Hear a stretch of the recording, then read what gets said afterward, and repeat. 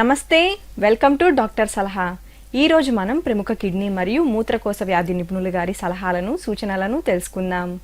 ప్రస్తుతం మనతో ఉన్నారు doctor Talamanchi Vinod Kumar Reddy, MS general surgery, DNB urology general laparoscopic surgeon గారు.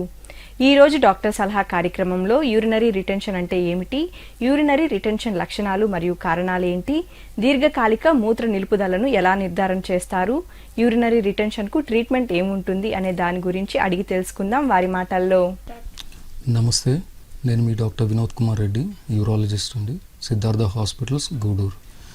పోయినసారి మనము కిడ్నీ స్టోన్స్ గురించి కొంచెం డీటెయిల్గా మాట్లాడుకున్నాము. కిడ్నీ స్టోన్స్ వచ్చేసి ఒక ఇంట్రెస్టింగ్ టాపిక్. అలాగే ఇప్పుడు మనం యూరినరీ రిటెన్షన్ అంటే యూరిన్ ఆగిపోవటం దాని గురించి కొంచెం డీటెయిల్గా తెలుసుకున్నాము.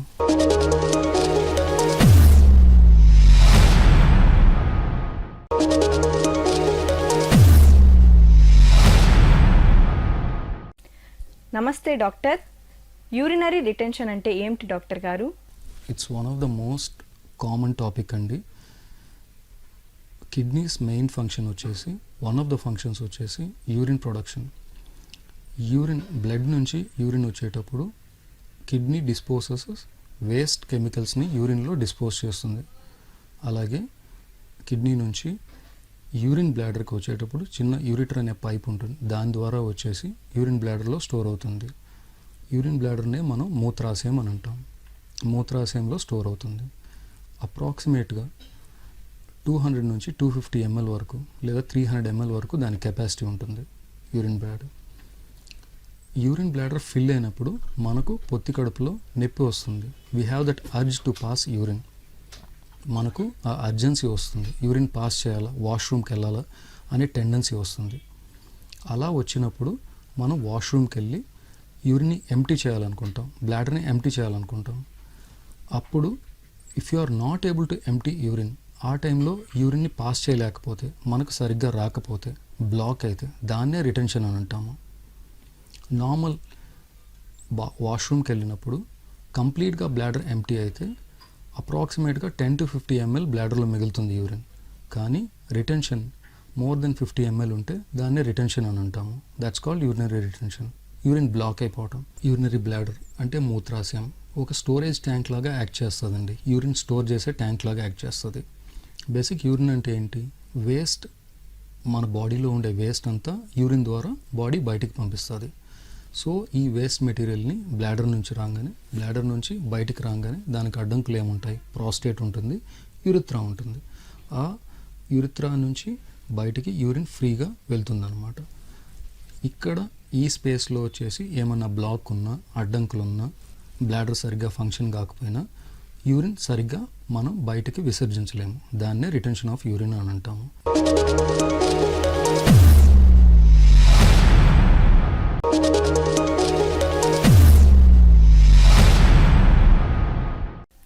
డాక్టర్ గారు, యూరినరీ రిటెన్షన్ లక్షణాలు ఎలా ఉంటాయి? రావడానికి కారణాలు ఏమైనా ఉన్నాయా? దీర్ఘకాలిక మూత్ర నిలుపుదలకు కారణం ఏమిటి? యూరినరీ రిటెన్షన్ అయినప్పుడు సిమ్టమ్స్ ఎలాగుంటాయంటే, యూరిన్ బ్లాక్ అయిపోతుంది. ఇంకొకటి పొత్తి కడుపులో నొప్పి వస్తుంది, విపరీతమైన నొప్పి వస్తుంది. ఆ తర్వాత పేషెంట్ వాయిడ్ చేయడానికి ట్రై చేస్తారు, కానీ చేయలేకపోతూ ఉంటారనమాట. Most common symptom, most frequent symptom ఇదే అండి. యూరినరీ రిటెన్షన్కి పలు కారణాలు ఉంటాయండి. వన్ ఈజ్ ద పాత్లో బ్లాక్ ఉండడం. One of the most reason of the blockage is prostate. Next reason it urethral stricture. Prostate అనేది మెన్స్లో ఉండే ఒక గ్లాండ్ అండి, అవయవం, ప్రాస్టేట్ గ్లాండ్ అంటారు. అది బ్లాడర్కి యూరిథ్రా మధ్య ఉంటుంది. యూజువలీ అది ఒక 50 years తర్వాత ఎన్లార్జ్ అవుతుంది. దాన్నే ప్రాస్టేటోమెగలీ అని అంటాము. సో అది పెరిగిన దానివల్ల రిటెన్షన్ వస్తుంది. దట్స్ కాల్డ్ ప్రాస్టేటోమెగలీ ఆర్ బీపీహెచ్ అంటాం, బినైన్ ప్రాస్టేటిక్ హైపర్ట్రోఫీ అని అంటాం. దానివల్ల బ్లాక్ వచ్చినప్పుడు అప్పుడు కూడా రిటెన్షన్ వస్తుంది. Next is that urethral stricture. ఆ యూరినరీ ప్యాసేజ్లో దాన్ని యూరిథ్రా ఉంటుంది. ఆ యూరిథ్రాకి స్ట్రిక్చర్ లాగా, అంటే ఆ ప్యాసేజ్ సన్నబడడాన్నే స్ట్రిక్చర్ అంటారు. అప్పుడు యూరిన్ స్ట్రీమ్ సన్నగా పోతుంటాయి. ఆ స్ట్రిక్చర్కి రావడానికి పలు కారణాలు ఉంటాయి. వన్, ట్రామా అంటే ఇంజురీ, ఏదైనా దెబ్బ తగిలినప్పుడు స్ట్రిక్చర్ ఫామ్ అవుతుంది. తర్వాత ఏమైనా ఇన్ఫెక్షన్స్ వల్ల కూడా స్ట్రిక్చర్ ఫామ్ అవుతుంది. ఇట్లా blockage is most common cause. పాత్లో వచ్చేసి బ్లాక్ అయ్యేది ప్రాస్టేట్ ఉంటుంది, యూరిథ్రా ఉంటుంది. యూరిథ్రాలో స్ట్రిక్చర్ ఫామ్ కావచ్చు, దానివల్ల రిటెన్షన్ రావచ్చు. తర్వాత ప్రాస్టేట్ మెగలి అయిన దానివల్ల కూడా యూరిన్ బ్లాక్ కావచ్చు. These are the most common causes. The next cause is that nervous tissue వల్ల బ్లాడర్కి రావాల్సిన బ్రెయిన్ దగ్గర నుంచి, brain has a direct connect with the bladder. It gives signal to the bladder when to relax and when to contract అని చెప్పేసి. ఎప్పుడైతే bladder fill అవుతుందో brain వచ్చేసి నర్వ్స్ ద్వారా మన బ్లాడర్కి, యూరిన్ బ్లాడర్కి సిగ్నల్స్ పంపిస్తుంది. అప్పుడు బ్లాడర్ కాంట్రాక్ట్ అయ్యి యూరిన్ మనం విసర్జిస్తాము. ఆ టైంలో if there is any blockage from the brain to the bladder, అప్పుడు కూడా యూరినరీ రిటెన్షన్ వస్తుంది. వీటికి షుగర్ పేషెంట్స్లో కానీ, స్పైనల్ కార్డ్ అంటే వెన్నుపూస దెబ్బతిన్నప్పుడు కానీ, తర్వాత మల్టిపుల్ స్క్లిరోసిస్ అని ఉంది, అట్లాంటి కండిషన్స్లో కానీ ఇట్లాగా డ్యామేజ్ అవుతుంది, బ్లాడర్ డ్యామేజ్ అవుతుంది. Bladder loses its contractility. ఎప్పుడైతే బ్లాడర్ స్క్వీజ్ చేసే కెపాసిటీ తగ్గిపోతుందో అప్పుడు కూడా యూరిన్ రీటైన్ అవుతుంది. సో దట్ మీన్స్ ఇక్కడ పార్ట్లో ఎక్కడ బ్లాక్ లేదు, కానీ బ్లాడర్ స్క్వీజ్ చేసే కెపాసిటీ కోల్పోతుంది. That's called neuronal injury to the bladder. దీనివల్ల కూడా రిటెన్షన్ వస్తుంది. So the other reason, these are the most common causes in men. విమెన్లో కూడా రిటెన్షన్ వస్తుంది. అది ఎప్పుడనంటే when there is a sagging of tissue. ఒకటి రెక్టమ్ వచ్చేసి సాగ్ అయినప్పుడు దాన్ని రెక్టోసీల్ అని అంటాము. దానివల్ల వచ్చేసి యూరిథ్రల్ కంప్రెషన్ జరిగి మళ్ళీ ఉమెన్లో రిటెన్షన్ ఆఫ్ యూరిన్ వస్తుంది. బ్లాడర్ పార్టే సాగ్ అయ్యి యూరిథ్రాని అబ్స్ట్రక్ట్ చేస్తుంది, దాన్ని సిస్టోసీల్ అని అంటాం. These are the things which are common in women అనమాట. యూజువలీ ప్రెగ్నెన్సీ, వెజైనల్ డెలివరీ అయ్యాక పెల్విక్ ఫ్లోర్ ల్యాక్స్గా ఉండేటప్పుడు వీళ్ళల్లో వచ్చేసి సిస్టోసీల్ కానీ రెక్టోసీల్ కానీ ఉంటుంది. సో యూజువలీ ఉమెన్లో కూడా రిటెన్షన్ ఉంటుంది, సిస్టోసీల్, రెక్టోసీల్. మెన్లో ప్రాస్టేటోమెగలీ వల్ల, స్ట్రిక్చర్ వల్ల. మళ్ళీ బ్లాడర్ ఇంజురీ వచ్చేసి ఉమెన్లో కానీ మెన్లో కానీ కామన్ రీజన్సే ఉంటాయి. షుగర్ వల్ల, మల్టిపుల్ స్క్లిరోసిస్ వల్ల, తర్వాత any spinal cord injury, spinal cord compression, ఈ డ్యామేజ్ వల్ల ఇద్దరిలో కామన్గా ఉంటుందన్నమాట. The other reason for urinary blockages medications. కొన్ని మెడికేషన్స్ వల్ల కూడా యూరినరీ రిటెన్షన్ వస్తుంది. యాంటీహిస్టమిన్స్ కానీ, ట్రైసైక్లిక్ యాంటీ డిప్రెసెంట్స్ అంటారు, వీటి వల్ల కూడా బ్లాకేజ్ జరుగుతుంది.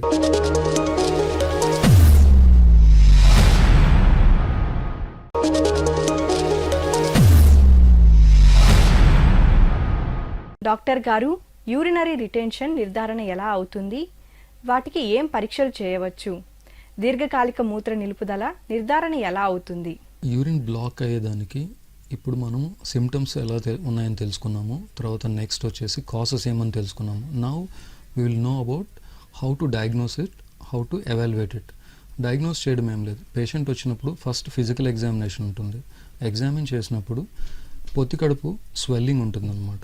బ్లాడర్ వచ్చేసి నార్మల్గా పెల్విక్ బోన్ కిందకు ఉంటుంది. రిటెన్షన్ వచ్చినప్పుడు అది బొడ్డు పై దాకా యూరిన్ బ్లాక్ అయినప్పుడు వచ్చేసి more then around 300 ml above block అయినప్పుడు అది స్లోగా బ్లాడర్ వచ్చేసి బయటికి వస్తుందన్నమాట. అప్పుడు ఎగ్జాక్ట్గా మనం బ్లాడర్ని ఫీల్ చేయగలుగుతాం. That's a most common way how to diagnose the full bladder. So ఆ తర్వాత ప్రాస్టేట్ ఎగ్జామినేషన్ చేయడానికి పర్రెక్టల్ ఎగ్జామినేషన్ చేస్తాం అనమాట. సో దాని ద్వారా వచ్చేసి we can get a physical ఎగ్జామినేషన్లో మనకు ఒక ఐడియా వస్తుంది, బ్లాడర్ బ్లాక్ అయి ఉంది, ప్రాస్టేటోమెగలీ ఉంది అని చెప్పేసి ఒక ఐడియా వస్తుంది అనమాట. Now let us go into investigations. ఏమేమి ఇన్వెస్టిగేషన్స్ చేసుకుంటే యూరిన్ బ్లాక్ అయ్యింది, ఎట్లా ఉందని తెలుసుకునేదానికి. The most common investigation which we do is ultrasound abdomen. The basic test which we can do is that ultrasound abdomen. Ultrasound abdomen చేసినప్పుడు, scan చేసినప్పుడు urinary బ్లాడర్లో urine retain అయి ఉంటుంది అనమాట. The first thing is that will ask the patient to go pass urine pass చేసుకొని రండి అని చెప్తామన్నమాట. నార్మల్గా ఏమనుకున్నాం మనం, యూరిన్ పాస్ చేసుకొని మళ్ళీ వచ్చాక ఎంత యూరిన్ ఉంటుంది, అప్రాక్సిమేట్లీ ఒక 200 నుంచి 250 ml లేదా 300 ml మ్యాక్సిమం మన bladder capacity, adult bladder capacity. చిన్నపిల్లలది కొంచెం తక్కువ ఉంటుంది. Adult bladder capacity approximately 300 ml. వాష్రూమ్కి వెళ్ళి మళ్ళీ వచ్చి స్కాన్ చేశాక it should be less than 50 ml, అంటే 10 ml, 20 ml, 30 ml. But in case of retention, acute retention or chronic retention, it will be more than that. బ్లాడర్లో వచ్చేసి మనకు clear కట్గా యూరిన్ కనిపిస్తుంది. So this the way we can diagnose. One of the most common test is that ultrasound abdomen. So this we can diagnose this thing. The other test is cystoscopy. This is a bit invasive test. ఇది cystoscopy అని అంటే camera, ఒక small camera urinary passage ద్వారా bladder లోపలికి పంపిస్తాం. మనం ఏమనుకున్నాము, first stricture ఏమన్నా ఉందా అని చెప్పేసి చూడడానికి యూరినరీ ప్యాసేజ్లోకి కెమెరా పంపిస్తే మనకు తెలుస్తుంది. దట్స్ బేసిక్లీ డయాగ్నోస్టిక్ సిస్టోస్కోపీ అంటాం. తర్వాత ప్రాస్టేట్ ఏమన్నా ఉందంటే మనకు ఆ గ్లాండ్ ఎన్లార్జ్మెంట్ కూడా కనిపిస్తుంది. ఆ తర్వాత బ్లాడర్ డ్యామేజ్ ఏమన్నా అయిందంటే బ్లాడర్ వచ్చేసి ట్రెబుకులేషన్స్ ఉంటాయి. ట్రెబుకులేషన్స్ అంటే స్మూత్నెస్ ఉండదు, రఫ్ అయిపోయి ఉంటుంది. ఈ ఎనీ ఇన్ఫ్లేమ్డ్ బ్లాడర్ ఉంటే ఇన్ఫ్లమేషన్ ఉంటుంది. వేరే ఏమన్నా ఉన్నాయంటే సిస్టోస్కోపీ బేసిక్లీ వచ్చేసి కెమెరా ద్వారా మనం చూడొచ్చు. This is basically cystoscopy. Cystoscopy ఏంటంటే కెమెరా ద్వారా వెళ్ళి క్లియర్ కట్గా మనం చూసేదన్నమాట. Internal examination. This is bit invasive.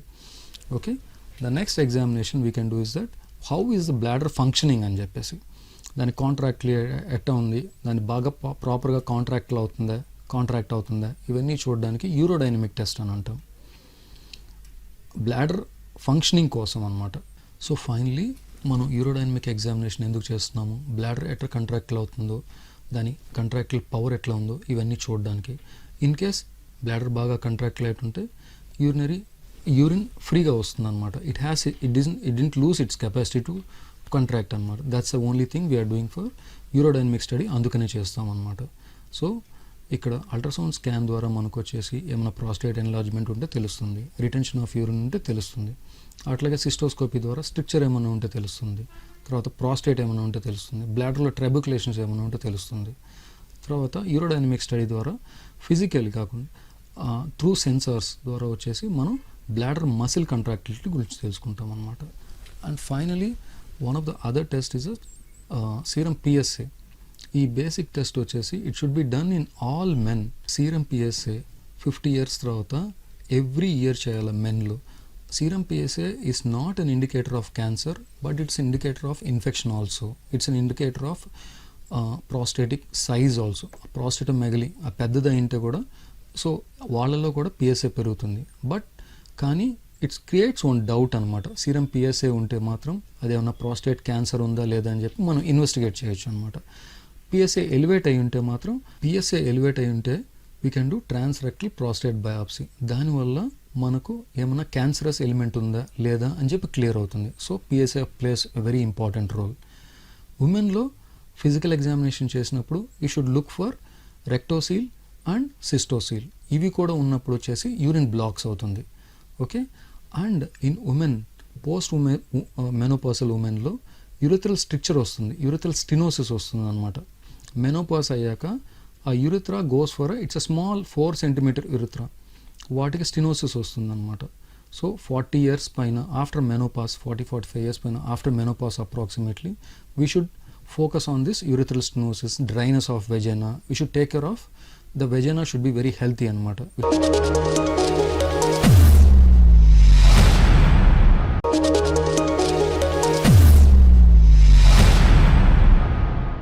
Doctor గారు, యూరినరీ రిటెన్షన్ కు చికిత్స ఏముంటుంది డాక్టర్ గారు? సో ఫస్ట్ పేషెంట్ మన దగ్గరికి వచ్చినప్పుడు చాలా నొప్పితో పెయిన్తో ఉంటాడు. సో ఎగ్జామిన్ చేసినప్పుడు ఆ పొత్తి కడుపులో స్వెల్లింగ్ ఉండడం అని క్లియర్గా మనకు తెలుస్తుంది. అప్పుడు స్కాన్ చేసి అన్నీ చూస్తాము. బ్లాకేజ్ ఉన్నప్పుడు యూరినరీ కెథీటర్ వేస్తాం. యూరిన్ ట్యూబ్లో ఒక పైప్ పాస్ చేస్తాం. దాని ద్వారా యూరిన్ అంతా ఎంప్టీ అవుతుంది. అప్రాక్సిమేట్గా ఎంత ఉందో అది లెక్కేసుకుంటాం, చూస్తాం అనమాట. How is the patient being relieved or relax after catheterization, patient ఎంత కంఫర్టబుల్గా ఉన్నాయని చూసుకుంటాం. The first thing is that patient you make the patient comfortable. And next thing, దీంతోపాటు కిడ్నీ ఫంక్షన్ టెస్ట్ కూడా ఒకసారి చేసుకుంటే మంచిది. ఎందుకంటే రిటెన్షన్లో కొన్నిసార్లు కిడ్నీ ఫంక్షన్ టెస్ట్ అబ్నార్మల్గా ఉంటాయన్నమాట. So in case if there is a blockage, if there is abnormality of kidney function test, యూజువల్గా అది రికవర్ అవుతుంది. అక్యూట్ అయితే, క్రానిక్ అయితే మనం అనుకున్నంత రికవరీ కాకపోవచ్చు. But catheterization is the first choice. Then the next thing is there are many surgeries. Suppose in case if it is a stricture, then in case of prostate there are n number of surgeries anamata. Suppose if the gland is very small, దాన్ని వచ్చేసి trans urethral incision of prostate అని అంటాము. Then if there is a gland is very big then we can remove some of the prostate, trans urethral resection of prostate. ఆ resect చేసే దాంట్లో రకరకాల types ఉన్నాయి. Even with a laser we can do, that's called holmium laser enucleation of prostate ఉందన్నమాట. సో ఇలాగా ప్రాస్టేట్ని remove చేయడానికి ఎండోస్కోపీ ద్వారా there are n number of procedures. So first we can tackle urethral stricture through endoscopy and prostate enlargement also through endoscopy. తర్వాత open surgery కూడా ఉందన్నమాట for stricture urethra. అలాగా తర్వాత వచ్చేసి ఏమన్నా then we can go and see if there is any bladder injury, ఆ bladder damage or because of chronic retention, దాన్ని we can't do anything. That only we can assess after surgery how patient వచ్చేసి ఎంత ఫ్రీగా urine పోగలుగుతున్నారని చెప్పేసి. Even after surgery if there is a bladder damage, మీరు blocks clear చేసుకున్నారు కానీ bladder is the one which has to push. Bladder వచ్చి urine push చేసి బయటికి యూరిన్ ఎక్స్పెల్ చేయాలి. సపోజ్ ఇఫ్ బ్లాడర్ ఫంక్షన్ చేయకపోయింది అనుకో, ఈవెన్ మనం బ్లాక్స్ రిమూవ్ చేసిన యూరిన్ ఎట్లా వస్తుంది, రాదు కదా. సో ఇట్లాగా ఈ 3 things at all these 3 levels, ఒకటి యూరిథ్రా అంటే ఏమి స్ట్రిక్చర్స్ ఉండకూడదు. నెక్స్ట్ ప్రాస్టేట్ ఎన్లార్జ్మెంట్ ఉండకూడదు. ఫైనలీ బ్లాడర్ వచ్చేసి బాగా కంట్రాక్ట్ కావాలన్నమాట. వన్స్ ద బ్రెయిన్ మనకు స్పైనల్ కార్డ్ ద్వారా బ్లాడర్కి నర్వ్స్ ద్వారా సిగ్నల్ పంపిస్తుంది. Okay, so bladder contractility should be good. Prostate వచ్చేసి మనం సర్జరీ ద్వారా తీయొచ్చు, దాన్ని ఎండోస్కోపిక్ ట్రాన్స్యూరిథ్రల్ ప్రాస్టేట్ రిసెక్షన్ అని అంటారు. దాంట్లో రకరకాల ప్రొసీజర్స్ ఉన్నాయి. తర్వాత యూరినరీ ప్యాసేజ్లో ఎక్కడా బ్లాక్ ఉండకూడదు. ఈ 3 దగ్గరలు కానీ ఇబ్బంది లేకుండా ఉంటే అప్పుడు యూరిన్ ఫ్రీగా పోతుంది. So usually this is in male patients అనమాట, మగవాళ్ళలో. ఆడవాళ్ళలో then you should think about cystocele కానీ రెక్టోసీల్ కానీ, ఈ 2 ఉన్నప్పుడు వచ్చేసి సిస్టోసీల్ సర్జరీ కానీ రెక్టోసీల్ సర్జరీ కానీ చేయాలన్నమాట. దెన్ ఎండోస్కోపీ చేసి ఆడవాళ్ళలో కూడా if there is any urethral stenosis, bladder ఎట్లా ఉంది అని ఎగ్జామిన్ చేయొచ్చు అనమాట. చేసి in case if there is any stenosis we can give urethral dilatation చేసుకునేదానికి we can suggest them how to dilate the urethra and how to take care and how to maintain healthy vagina. We can give some medications. Finally రిటెన్షన్తో patient వచ్చినప్పుడు మనం కెథిటరైజ్ చేస్తాము. చేశాక first పేషెంట్ని medical మేనేజ్మెంట్లో పెడతాము. మనం ఎవరిని డైరెక్ట్గా థియేటర్కి తీసుకెళ్ళి సర్జరీకి కానీ ఎండోస్కోపిక్ కానీ తీసుకెళ్ళాం అనమాట. ఫస్ట్ మెడిసిన్స్ ద్వారా పెడతామన్నమాట. మెడిసిన్స్ పెట్టి those are called alpha blockers అని అంటాం. వాటిని మెడికల్ మేనేజ్మెంట్ చేస్తాం. విల్ గివ్ ఫర్ 48 hours వచ్చేసి మెడిసిన్స్ పెట్టి తర్వాత will try to remove the catheter తీయడానికి చూస్తాం. దాన్నే ట్రయల్ వితౌట్ కెథీటర్ అని అంటాం. So then if he fails, catheter తీసాక కూడా అంటే యూరిన్ ట్యూబ్ తీసాక కూడా యూరిన్ రాలేకపోతే then will try to reinsert the కెథీటర్.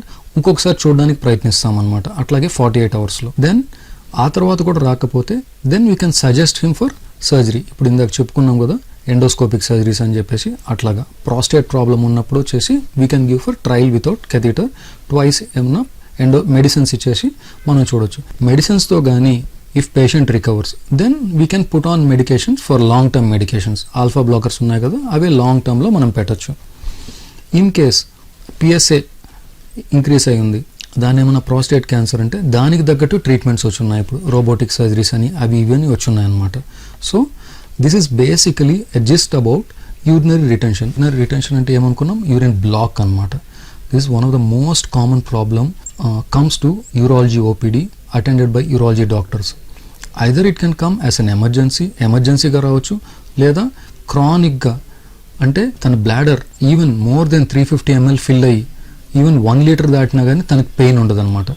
So bladder loss the sensation and it is unable to contract అనమాట. క్రానిక్గా కూడా రావచ్చు అనమాట. This is most common thing, most common cases in urology OPD. So if you are not passing urine properly, please attend urology clinics and take the suggestion from your doctor suggestion తీసుకోండి. So today ఈరోజు మనం urinary retention అంటే urine block గురించి మగవాళ్ళలో కానీ ఆడవాళ్ళలో కానీ వాళ్ళలో ఏది కామన్ కండిషన్స్ ఉంటాయి, ఆడవాళ్ళలో ఏది కామన్గా ఉంటాయి అని చెప్పేసి డిస్కస్ చేసుకున్నాము. సో థ్యాంక్ యూ అండి. Thank you for giving this opportunity to discuss with you about urinary retention.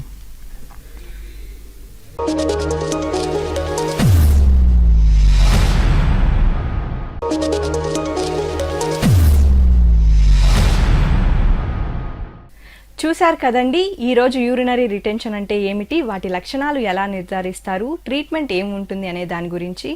ఇవాల్టి డాక్టర్ సలహా కార్యక్రమం ఇంతటితో ముగిస్తూ రేపు మరొక వైద్య నిపుణుల ద్వారా వారి సలహాలను సూచనలను తెలుసుకుందాం. ఈ కార్యక్రమం ప్రతిరోజు మీ శివాబీ న్యూస్ ఛానల్ నందు ఉదయం 8:30 తిరిగి మధ్యాహ్నం 2:30 రాత్రి 9:30 ప్రసారమగును. నమస్తే, యువర్స్ వైష్ణవి.